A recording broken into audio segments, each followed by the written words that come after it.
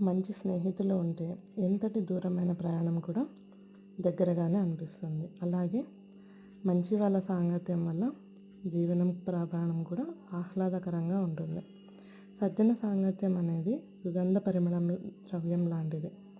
వీటి వద్దకు వెళితే చాలు, ముట్టుకోకపోయినా వాసన మనకు అంటుతుంది కదా. అందుకే మానవ జన్మ పొందిన మనం నిరంతరం సజ్జన సాంగత్యం కలిగి ఉండాలి. శ్రీకృష్ణ అర్పణమస్తు. లోకా సమస్తాం సుఖినో భవంతు.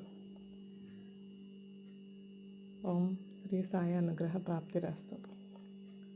శ్రీ సాయినాథాయ నమః.